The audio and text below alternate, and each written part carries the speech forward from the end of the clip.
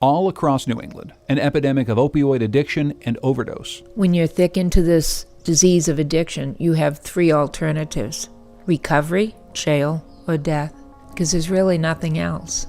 From the New England News Collaborative, this is Next. I'm John Dankosky. Today we'll dig deep into the causes of this crisis with health reporter Martha Bebinger. We'll travel to Cape Cod to hear firsthand the stories of those affected. And we'll look for new solutions, including for those most at risk of overdose, inmates getting out of prison.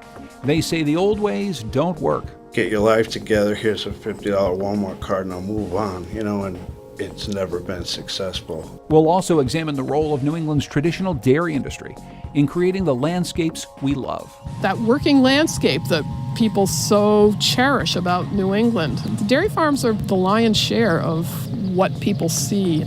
Remembering forgotten farms. Next. Next is powered by the New England News Collaborative, 8 public media companies coming together to tell the story of a changing region, with support from the Corporation for Public Broadcasting. Coming up, life and death on Cape Cod. An off-duty cop found me in the woods on my dashboard, not breathing. They just saw a kid that was passed out in his car. The security guard found me and got me inside. The EMTs gave me Narcan. Today we're looking at the national crisis of opioid addiction and overdose, a problem that's taken hold especially hard here in New England. For some perspective, the rate of overdose deaths nationally has more than doubled since 2000, and nearly every New England state has exceeded that national average, with big spikes in the last few years, coming in Maine, New Hampshire, and Massachusetts. In the Bay State, more people died of an unintentional overdose in the first half of this year than in the same period last year. So first, we're going to turn to Martha Bebinger. She covers health for WBUR Boston and Common Health. Martha, welcome to Next. Thank you so much, John. So how bad is the overdose epidemic in Massachusetts right now? Well, we are seeing on average between 4 and 5 people die a day. The number of overdoses that don't end in death are also up. There are all kinds of new complications in emergency rooms as people take an opioid in addition to something else, and emergency room doctors have to try to figure out how to bring people back not just from respiratory failure, but from other failures of their systems. So it's quite complicated and rich and scary. How does what's happening in Massachusetts track with national trends? Well, Massachusetts does not have the highest overdose death rates in the country. West Virginia is still quite high, Ohio, some other places. But there is a real concentration here that shows up in some other ways. If this doesn't get us too far off tangent, John, we have seen the highest rate of organ donations after overdose, the highest rate of increase of organ donations after overdose than any other part of the country. So depending on how you look at the issue, how you measure it, there is a big, big problem here. You talked about the complications that are coming into this. I guess I'm wondering what you see as causing this spike in overdose deaths over the course of the last few years. Is it strictly more people using, more people transitioning from prescription opioids? What are the factors here that are causing all of these deaths? It's all of those things and fentanyl and a combination of drugs. So your listeners probably know that fentanyl is a more intense opioid than heroin, which many people have already been struggling with on the streets. We're even seeing carfentanil, which is like fentanyl on steroids in some parts of the country, Ohio in particular. But in Massachusetts, it's really the fact that some dealers are cutting heroin with this more intense opioid, fentanyl. So that's one issue. A second one is that many people are experimenting with heroin or fentanyl in combination with other things. And those combinations are making it very difficult to treat some overdoses. In 2015, Barnstable County on Cape Cod was ranked first in Massachusetts in terms of overdose deaths per capita. Part of the response has been increased use of the overdose reversal drug Narcan by first responders and citizens. Ryan Sweikert brings us a story that's told by family members, police, and EMS workers struggling with this problem. Feels like you get to the top of the roller coaster. Just like a tingling in the back of your neck, in your head. And you know that feeling where your stomach just drops when you start going down? You know, like I could feel something like coming down. I can kind of feel it coming on. And it's like a huge rush. Like an egg was cracked on the top of my head. Your whole head's like on fire. That's how it feels. When you do a lot of heroin, you feel it in your lungs. You're like, you feel tightness of breath. The lack of oxygen is what kills you. Like it has a direct effect on whatever it is in your brain that controls your lungs. I hit myself. And I was late for work, so I used it all. Consciously know that I was going to overdose. And I remember like thinking like, oh, you know, this is too much. And whoa. I think that's all I said, actually. I was like, whoa. I pulled out, and that's the last thing I remember. Overdosing, you know, going like probably 30 miles an hour on a really windy, like typical Cape Road. Driver's seat. I guess I fell. And you know, I don't remember having any dreams or any like white light moments. Just didn't wake up, you know. Your eyes close, and that's that. It was literally nothing, you know. It's just like a deep sleep with no dreams. It's just black.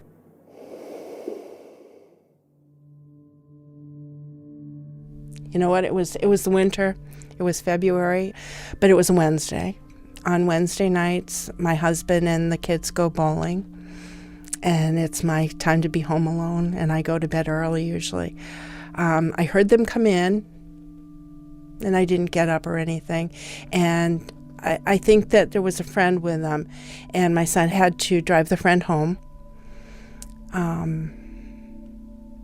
The phone rang, and our son was having a hard time in the car. He had felt dizzy, and he had asked Anthony to drive for him. And Anthony looked over, and he was passed out. I got up. Like I said, I was in bed. I had my pajamas on. I put slippers on, and I grabbed my Narcan. I don't know why. He had been clean for 18 months. Got another phone call, and Anthony said he had stopped breathing, and he was close to our house, but he had seen the police at a gas station down the street from us, so he pulled in there. So I got in my car, and I drove down to the gas station, and they were doing CPR on him.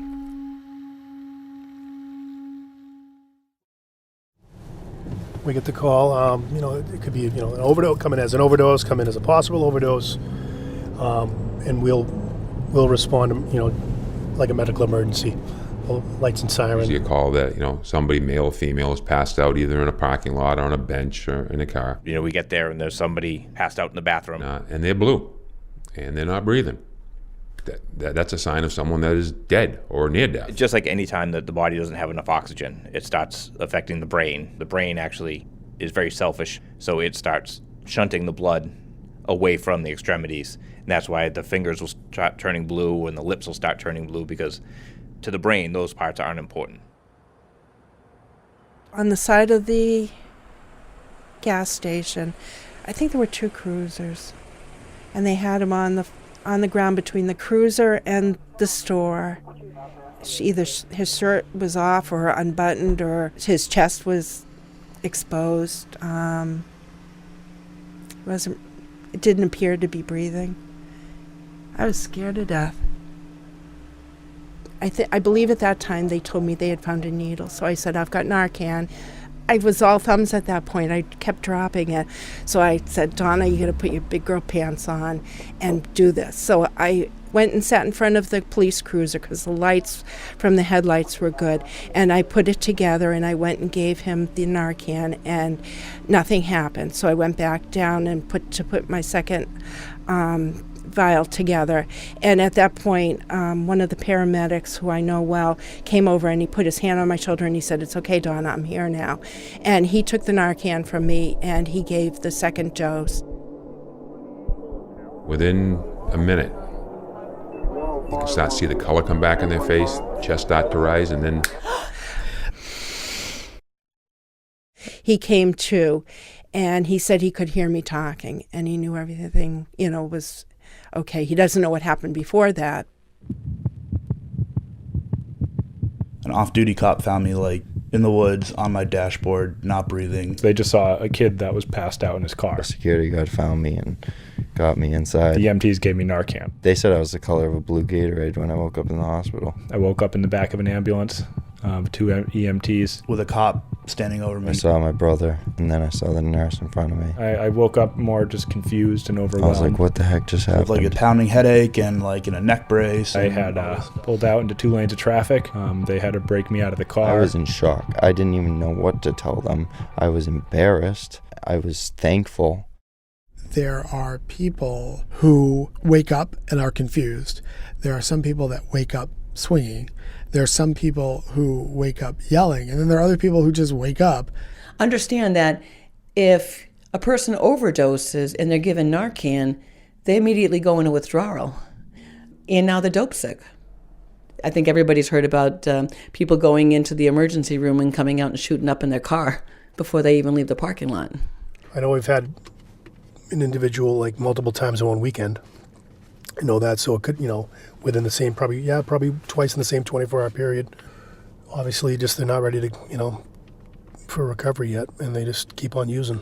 Have people, overdosed and used Narcan and used again? Sure. It's not a treatment plan, but it enables people to stay alive. You keep hoping that this time that you've given someone Narcan is the time that they decide to go get help.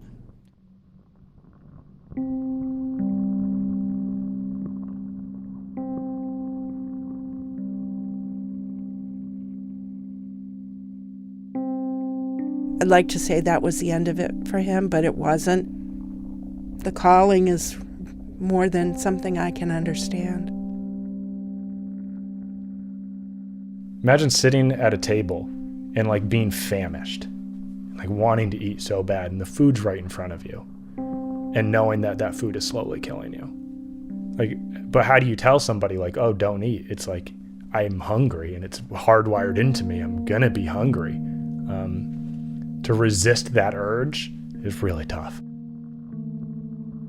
I had trouble stopping. Like I couldn't stop when everybody else was, and it's tough to know exactly when it changed to, I have no control over this anymore. Somewhere out there in the world, there's like a ATM security tape of me like crying, taking money that wasn't mine. I wasn't getting high anymore. There was no high. I'd say to myself, please help me get this thought out of my head. It was seeking out drugs just to feel normal again. Whoever you are, God, whoever it is, just help me get this thought out of my head.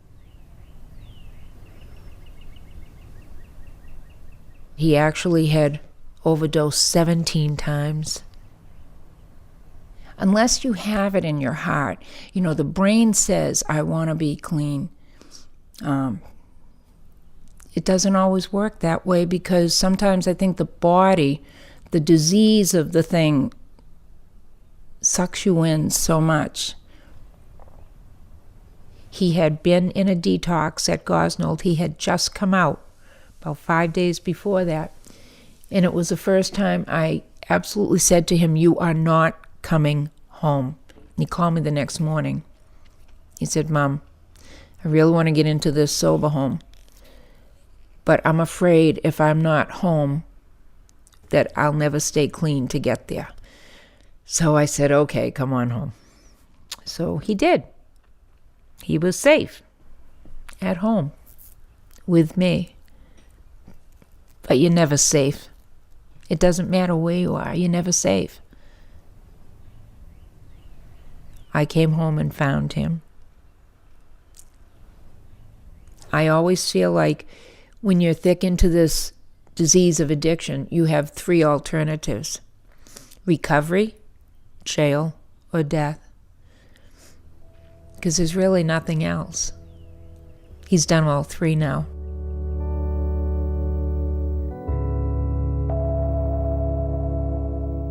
I always make sure that I don't say never will I ever use again.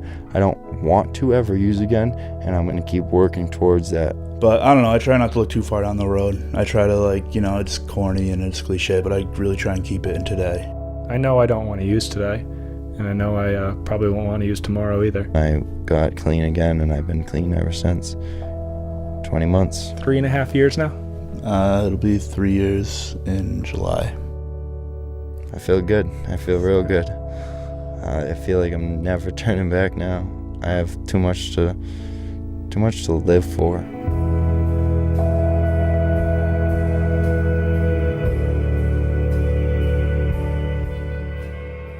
That story is called Short of Breath.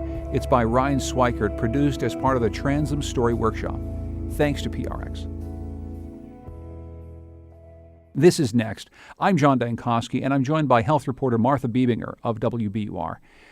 Martha, over the summer you did some really interesting reporting on a facility in Boston called SPOT, the Supportive Place for Observation and Treatment. It's not a supervised injection site, but a place that drug users can go while they're high. I want to start with a short clip from a patient you spoke with named Tommy. It's a lot safer than being out there on the street, possibly walking into traffic. There's a possibility I might OD if I was alone out there. Martha, what can you tell us about this place?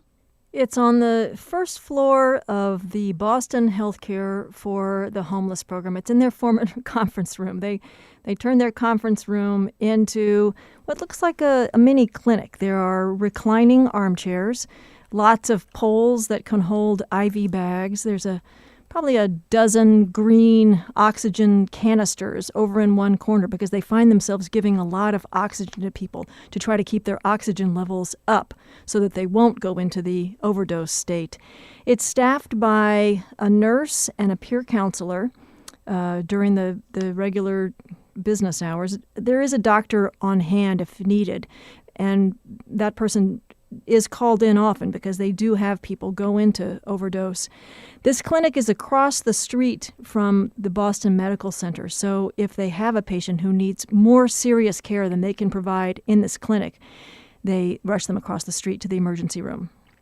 Who exactly are the patients, and how many are there? Well, the clinic has been open for almost 4 months. They've seen 275 people, but they've had 1,530 visits. So, John, you get the picture there of people who use the space on a somewhat regular basis. What I know from speaking to people there, they're people who understand that they have an addiction. They can't stop taking this drug, but they're quite worried about what they're buying. They're worried about what's actually in the bag that they've just purchased or someone has purchased on their behalf. So they want to inject and then have somebody monitor their condition in case what they took did have fentanyl in it, for example. One other thing I'll tell you about this clinic, John, is that it's right next to a needle exchange program. It's down the street from a methadone clinic. There's a lot of activity in this area of people who are struggling with an addiction. And so many of these people may spend their whole day on the streets around this clinic and come in and out, or at least in once a day to have somebody keep an eye on them. Aside from the treatment that people get, the staff there seem to be learning a lot of things about what happens during a drug high as a result of being able to monitor these patients. Let's listen to another clip. This is April Donahue. She's a nurse who works at SPOT. What you see subjectively looking at someone and what their vital signs are don't always match up. So what's she talking about there? What does she mean? So you might see a lot of nodding. You might see people stumbling, head hanging, and you might see them start to fall asleep a little bit, go into some really deep, I was going to say relaxed state, but it's relaxed in the sense of their respiratory system. So what April would expect to see in that case is very low oxygen rates, perhaps a very low pulse rate, but that's not what she sees. And the reason is because what they've taken often, in addition to an opioid, heroin most commonly, might be gabapentin or a med for blood, different medications for blood pressure or benzos for anxiety. And the effects of those drugs might offset the respiratory failure. So she might see somebody whose respiration is actually okay, but their heart rate is really slow. There might be some other body function that's really dropped. And if she wasn't monitoring the person's vital signs, which she does, I mentioned that they sit in a reclining chair. They've got a blood pressure cuff on. They've often got a pulse monitor on their finger. So she's seeing what's really going on inside as opposed to what it looks like. And those two things are not what she expects. It's so interesting. I'm wondering what they're learning about that line between someone who is high and someone who is either close to or overdosing on a drug. We heard in the documentary we just listened to about patients describing very slow, shallow breathing, turning, in one case, as blue as a bottle of blue Gatorade. I'm wondering what the nurses might be learning here about that state between being high and really being in trouble. So what they're doing in this room is trying to give people enough oxygen so that they don't lose them and can keep them alive and give them some counseling when they wake up, maybe to get into treatment or maybe to take care of some other medical needs. Here's the medical director at SPOT, Dr. Jessie Gaeta, who's talking about what happens if you give someone Narcan. People sort of wake up vomiting, extremely agitated, sometimes sort of hallucinating, maybe having a bowel movement in the moment. It's not pretty. So people don't want Narcan to be used on them unless it's absolutely necessary. I mean, they also don't want to die. Do you have a sense that a program like this is actually getting people to get that counseling they need, not just to get through this situation now, but to actually get treatment in the future? They are planning to do a formal analysis and study and submit that information to some of the research journals. They're hoping to be able to show that they can persuade people that they want, that treatment is an option, that treatment can work for them. But it's very difficult. I mean, the people they see in this clinic have relapsed many times, been in and out of detox and treatment, and they know that addiction is a chronic disease, and this is something that they'll be dealing with for life. Coming up, we'll look at more people searching for solutions to New England's opioid crisis, from a hackathon in Boston to a treatment program for prison inmates in Connecticut. It's next. Next is made possible in part by our founding supporters, who believe in the power of collaborative news coverage, including the Common Sense Fund, supporting the New England News Collaborative in its coverage of climate change and global warming. Today we're exploring New England's opioid addiction and overdose crisis. As we heard from health reporter Martha Bebinger, the numbers across the region seem to be getting worse, and it's vexing health and law enforcement officials alike. But as you also heard, there's hope, including innovative programs like SPOT, where drug users can ride at a high. And as Martha found, teams of big thinkers, doctors, engineers, recovery workers, and users themselves recently gathered in Boston's Seaport District to brainstorm for solutions in what they called an opioid hackathon. Picture a big white-walled meeting room with flowcharts and diagrams scrolled across washable walls. Sounds like you guys are all ready. You're all pumped up. You ready? Yep. All right. Here we go. Dr. Ryan Carroll from Mass General, one of the MCs, looks down a growing line of people ready to pitch. Each person will have 60 seconds to describe a problem. Thank you. My name is Mike Duggan, 59. I'm the founder and CEO of Wicked Sober in Massachusetts. My problem is finding out or being able to notify when somebody has an accident or overdose in a public restroom. Duggan suggests sensors on bathroom floors that would send an alert when someone is lying down. Dr. Jonathan Steer wants a way heroin patients could test drugs they buy on the street to see if the batch contains fentanyl. Steer, an OB at Boston Medical Center, often orders such tests for a patient who's already overdosed. To me, that seems like it's too late. People should be knowing when or if they are using fentanyl, even before they are overdosing and coming to the hospital. After almost 70 pitches, these erstwhile strangers break for sandwiches and start networking into teams that will toss around solutions, test ideas, and build or design a plan. So I got an old T-shirt that was in the giveaway pile, and purple is the color of recovery. Beth Bozier, who teaches industrial design at the Rhode Island School of Design, is using squares of the purple T-shirt to line a wearable pouch, something you might clip on a purse or backpack.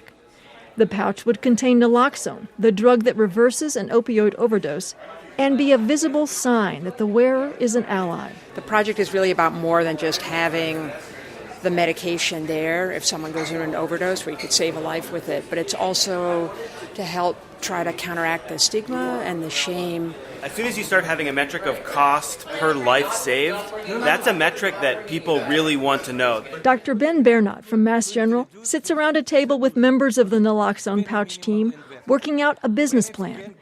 The team decides that for every 10 pouches sold, one would get used and save a life. Even if only 1 out of 100 people with an ally case see an overdose and they reverse them, and the return on investment is $1,500 per life. These are all really rough numbers. The teams have had just 24 hours to evolve from those pitches to their final presentations, for which they get just 3 minutes. 5 winners will receive $1,000 each from GE, who's sponsoring the event. Welcome back, everybody. Well done. Dr. Carroll, the MC, brings the hackers back to the main room, and Aubrey Esters takes the stage. I've been sleeping in the doorway of 7-Eleven for a few months now. This morning I woke up dope sick. 4 to 6 people like me will die from unintentional overdoses in Massachusetts today. Esther's team proposes a mobile van that would travel to hotspots of heroin use around Boston. It would hand out clean needles, offer drugs that help patients stop using heroin, have counseling, and be a place to sit and have something to eat. Soon, it's Katrina Seraldo's turn. Seraldo, with Team USS Safe Space, proposes a place where heroin users could inject the drug with medical supervision. Boston police have said they would not allow that here, so the team would operate in international waters. Our immediate answer is to go on a boat. 12 nautical miles out, under a Dutch flag, a full medical and behavioral health staff will welcome drug users to a safe space to consume drugs obtained elsewhere and to link them to all the services that they need. Judges hear from a team presenting a Fitbit-style bracelet that would track oxygen levels and automatically inject naloxone if levels drop and stay low. Another wants to place first aid boxes with naloxone and other supplies on street corners around Boston. Judges retreat for about an hour and then return with 5 winners. The first is a team that would add blinking lights or other alerts to opioid pill bottles once the prescribed time of use is up. The goal is to keep opioids away from teenagers or others who find drugs in a family medicine cabinet. This one was all about that very first day. RX return. The other winners are the naloxone pouch, an SMS texting program that would help users find services, the mobile van, and a recovery community center. Dr. David Barish, Chief Medical Officer of the GE Foundation, says these projects will have widespread impact. To me, this weekend was a home run for the people that we're trying to help, for the community we're trying to help, and I think it really made a statement that GE is very much committed to the community. Hackathon teams can continue to work with mentors from Mass General's Global Health Office and GE, which is offering an additional $10,000 to the team that makes the most progress in the next 90 days. That's Martha Bebinger from WBUR reporting. She's here with us now. Listening to that story, Martha, it seems like there's a movement to try and solve this crisis as it worsens. As someone who's covered this issue for years, do you have hope? Yes, I think we're seeing a lot of really creative solutions and people with the both political capital, intellectual will to make them happen. What's sobering, John, though, is that at the same time, we're realizing that the numbers keep climbing. You know, we're not at a peak with this epidemic yet. And we don't have a long-term plan for people who will be dealing with addiction for the next 40 years or whatever of their life. So while there's a lot of great attention and focus on this, it's unclear whether it will be enough. Martha Bebinger covers health for WBUR Boston and Common Health. Martha, thanks so much. I appreciate it. Thank you, John.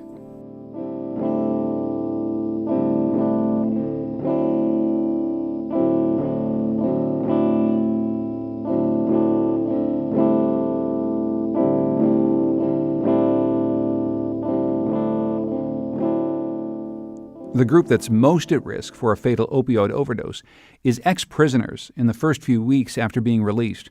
And given the destructive cycle of drug seeking for those who are addicted, jail or prison can seem to be inevitable. Even those who don't overdose are very likely to relapse into drug use within a month after leaving jail. WNPR's Lori Mack visited a pilot program underway in New Haven, Connecticut, that takes a new approach to addiction treatment that starts before an inmate gets out from behind bars. From basic needs like housing and income to reconnecting with family and navigating medical care, inmates face a range of challenges after being released from jail, and for addicts, that can often lead back to drug use, crime, and prison. 51-year-old Kevin Hill was a former officer with the Connecticut Department of Corrections. Been through some riots, been through some bad times with the DOC, and then became an inmate. I've been in and out since 1994, and I've done nothing but live under a bridge. I've had nothing since 1994. He's battled a heroin addiction for years. During his last sentence at the Willard Cybulski Correctional Institution in Enfield, he learned about Living Free, a new voluntary program that integrates addiction treatment, health care, mental health, and peer mentorship.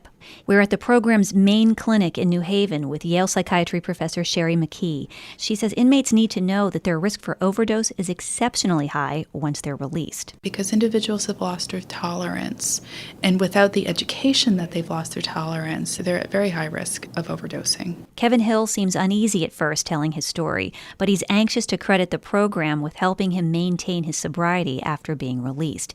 He'll be sober 15 months October 7th, the longest time he's gone without using in about 20 years. He says what makes this program different is the support and time he's been given. Instead of here you got 30 days to get your life together, here's a $50 Walmart card and I'll move on, and it's never been successful. The Living Free program is a partnership between the Yale School of Medicine, the Connecticut Department of Corrections, and the Connecticut Department of Mental Health and Addiction Services. The aim is to treat addiction among the prison population and reduce recidivism. It's funded by a 3-year, $1.2 million federal grant. Yale's McKee says they've been enrolling inmates since March. The minimum treatment time is 3 months, with no maximum. Care is completely individualized for the client, so we might keep somebody for, even up to a year. And very often we have people who have now elected to stay longer than the minimum treatment stay. For now, the program primarily recruits from the York Correctional Institution for Women in Niantic and Willard Cybulski. There are plans to expand to a third. To qualify, inmates with addiction problems must be imprisoned for a minimum of 3 months and be returning to the New Haven area when they're released. Lindsay Oberleitner, Associate Research Scientist at Yale, works directly with the DOC to recruit eligible inmates. And then once they're out, the program maintains very close contact. Our community advocates meeting them to get them on the medication that they need, meeting them at a housing agency to help them coordinate that. Some people are having every single day contact as they get out if their needs are high. Community advocates like Jerry Smart are a big part of the program. I know because I've been incarcerated. The number one goal is that you want to be successful. I want to get out. I want to be a part of my kid's life. I want to get a job. That's the dream right there. The hard part is when you come back in society and everything start moving in slow motion. Everything is not instant. Everything is a process. 52-year-old Mary Ellen agrees. She's requested we not use her last name. She's a college-educated mother of 3 who ran a family business, but anxiety, depression, and alcoholism led to prison time at the York Correctional Institution. She's in the Living Free program now and has 3 solid months of sobriety, the longest she's been sober in years. Here I met with their psychiatrist. He asked me questions that I've never been asked before, but that's because he took the time to know Mary Ellen. Where in rehab, I don't know if it's time, I don't know if it's money, but they don't do that. And again, I'm not proud, but I've been to multiple rehabs. And Living Free facilitators say their program could be more cost-effective. According to their research and data, a client can be treated for around $4,000, while it costs the state of Connecticut about $52,000 a year to keep an inmate behind bars. That's WNPR's Lori Mack reporting. For more stories about the opioid crisis in our region, go to nextnewengland.org.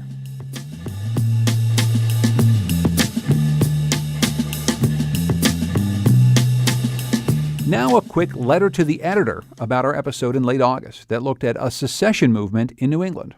I mentioned a group called the Second Vermont Republic that was, in the words of Rob Williams, a leader of that group and publisher of the Vermont Independent, trying to resurrect the spirit of the independent Vermont Republic that existed between 1777 and 1791.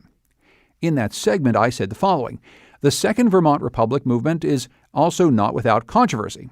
The Southern Poverty Law Center has linked them to the Alabama-based white supremacist group League of the South. And indeed, the SPLC did do that back in 2008. Rob Williams took exception to this characterization, and he sent us this statement. The Second Vermont Republic, or 2VR, is a peaceful citizens movement opposed to the lawless imperialism of the U.S. government, the domination and corruption of the national political process by Wall Street, and the corporate monopolies and dysfunctional concentrations of wealth that are hallmarks of neoliberalism and corporate globalization. He goes on to write, "We embrace freedom and unity, Vermont's communitarian state motto, as well as Vermont's unofficial creed of live and let live tolerance. We oppose both empire building and state-sponsored institutional racism in all of its forms, including race-based policies and programs sponsored by the U.S. of empire at home and abroad, and we do not affiliate with secession movements that promote racism and xenophobia, such as the U.S.'s League of the South or Italy's Northern League." If you have a letter to send us about our program, please send it to next@wnpr.org, or you can find us on Facebook and Twitter at Next New England. Coming up, is the traditional dairy farmer forgotten in the New England-wide movement toward local food? Find out next. Next is made possible in part by our founding supporters who believe in the power of collaborative news coverage, including the Melville Charitable Trust, supporting the New England News Collaborative in its coverage of housing and homelessness.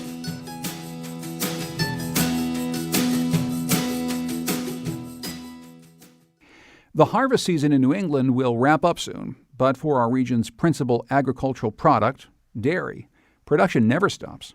That is, not until a farm goes out of business. And dairy farms have been folding at an alarming rate. According to a new documentary film, Forgotten Farms, New England has lost 10,000 dairy farms in the last 50 years, and many of the remaining farms are struggling. Here's a clip from the film. We've seen a lot of changes to agriculture in New England over the past 40 years. In some communities, the local food movement is thriving. Farm to table, farmers markets, and CSAs, the movement grows stronger every year. And for many, the new farmers have come to define agriculture in New England. They're celebrated everywhere, magazines, television, films. And it's important that we support local food production. But our enthusiasm for the movement obscures the fact that much of New England's agriculture is under threat. Sarah Gardner is the producer of Forgotten Farms. She teaches environmental studies at Williams College in Massachusetts. Sarah, welcome to Next. Thank you so much for having me. So, Sarah Gardner, where did the idea first come from to make this film? I teach environmental planning at Williams College, and actually I assigned my students to go out in pairs and each interview a farmer, and they all came back and they'd all interviewed new food farmers. And we have 2 big commercial dairy farms in town, and nobody talked to them. And that made me realize that this generation isn't really aware of the dairy industry, and their idea of farming and farmers is the new food movement. And, I asked them, why didn't you talk to those, either those big dairy farms? And they said, we didn't know they were there. So I wanted to show people that they were there and that they're really important. In some ways, do you think that this new local food movement actually poses a threat to the traditional dairy industry? No, I wouldn't say it poses a direct threat, but I think what's happened is it's redirected attention to that different kind of farming and a different philosophy towards farming, and it's sort of redefined how the general public thinks of farms. A lot of energy and attention and publicity is going to these new food farms, which tend to be quite small and produce quite small amount of food. And that is to the detriment of our commercial dairy farms because they are producing a lot of food that we need. And so they're not getting the attention. And on the contrary, they're often getting disparaged for their methods. When you talk about how many dairy farms have been lost over the course of the last several decades, give us some numbers, because as you say in the film, I mean, these really are stark numbers. There's been just a decimation of this industry. More and more farms are going out, and the farms that are left are getting bigger, and many of them are going out. The milk prices now are at an all-time low for this decade. All farmers have been losing money over the past 12 months, And the Agrimark Co-op, which is a big New England co-op, has lost about 10 farms. 10 of their member farms have gone out of business every month the past 12 months. You mentioned the price of milk, and there's a section of your film about how the price is set and how complicated it is. Let's listen to a bit. I've been in this business for 65 years, and I don't know how they set the milk price. And I could show you on paper, and you would never know. Milk pricing. Yeah. Start here, and this is what we get paid all the way through here. There are probably more people in the country that understand the theory of relativity, the theory of strings, the theory of everything to understand how milk is priced. It is so complicated. Well, it's set by the government, set by mostly farmers out in the Midwest and West. So, do you understand how the price of milk is set? The Massachusetts Commissioner of Agriculture for several years doesn't understand. I understand it to the extent that I understand it's not fair to the producers, and it's not fair to New England producers, because it's a federal price, and it's set by the federal government, and there are different wholesale prices for different regions of the U.S., but it is not matching the price of production. That's the crux of the whole problem, is that they're not getting paid enough for their milk. You have to wonder why, as a society, don't we value dairy enough and dairy farms enough to pay them enough to have a decent standard of living? We expect them to keep producing milk, and really, truly, they are, many of them, living on the edge of poverty right now. As you document in your film, though, it wasn't always such a struggle to make a profit. Let's listen to another short clip. My grandfather milked 12 cows, brought the milk into the cellar of the big farmhouse there where he had a milk cream separator. He made butter, and with the income from that, he sent 6 kids to college. Wow. And from the income from my wife and I in the last 20 years or so, we were milking 125 cows and sending 2 million pounds of milk a year down the road and going broke. And Sarah, that's what's so interesting to me. It's that farming across the board is a very, very hard business. You don't know what the weather's going to bring one year to the next. There are so many factors that are out of your control. But your film seems to suggest that despite this kind of boom and bust cycle that New England dairy farmers have been living with for their entire lives and for generations before them, that this is a particularly critical time, that it's harder now than it's ever been. Right. And it's harder now since I completed the movie, or since we completed the movie. Of course, I made this with a director, David Simons. But when we started, it was actually a pretty decent milk price.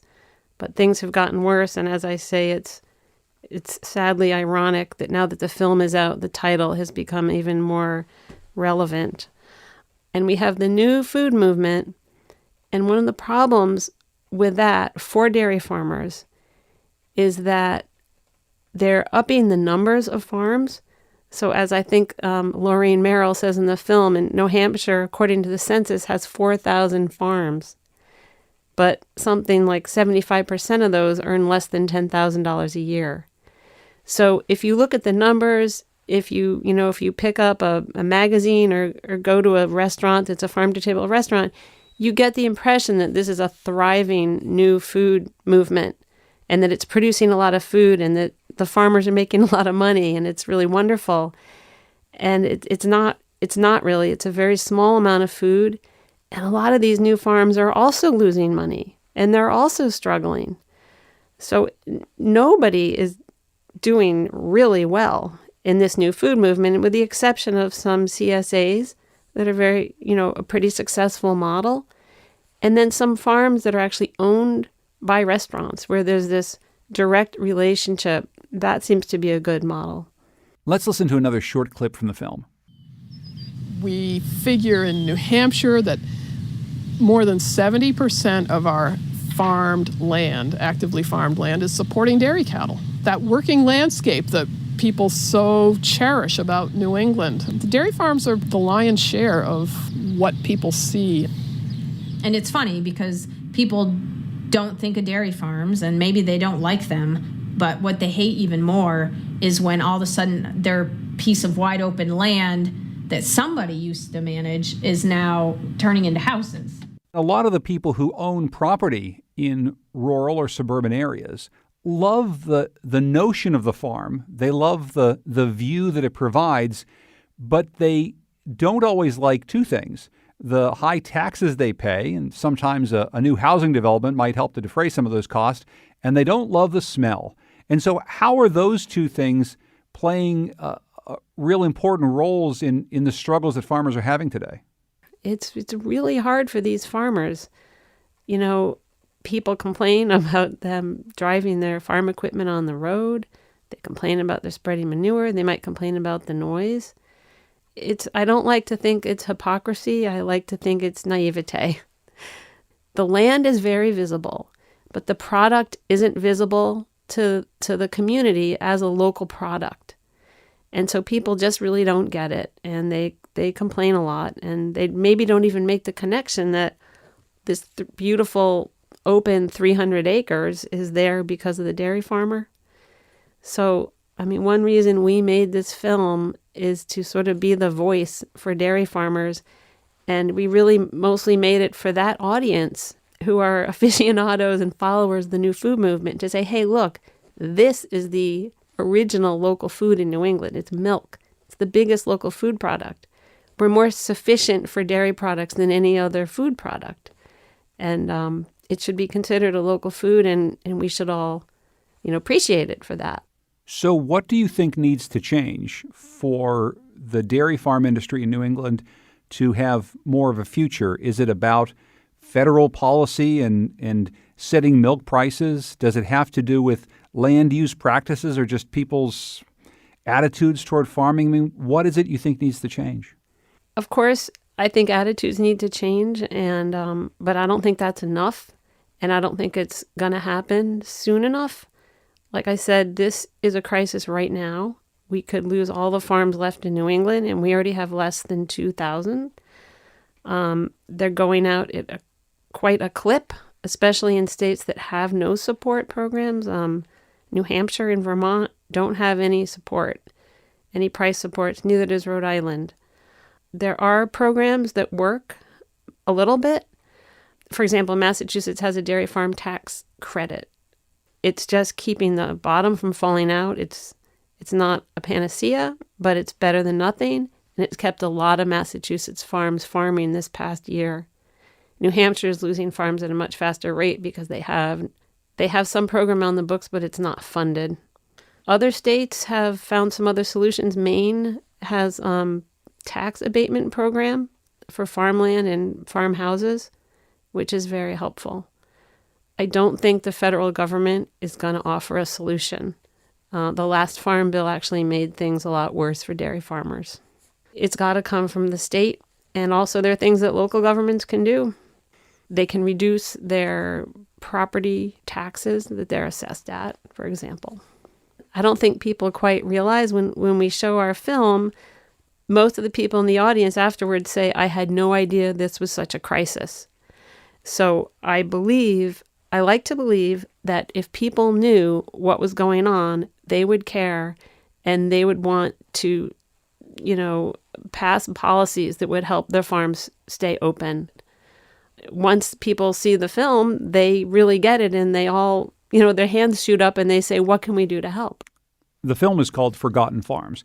Sarah Gardner teaches environmental studies at the Center for Environmental Studies at Williams College in Williamstown, Massachusetts. Sarah, thanks so much for joining us. I really appreciate it. Thank you so much for having me. We've posted a trailer for the film on our Facebook page at Next New England.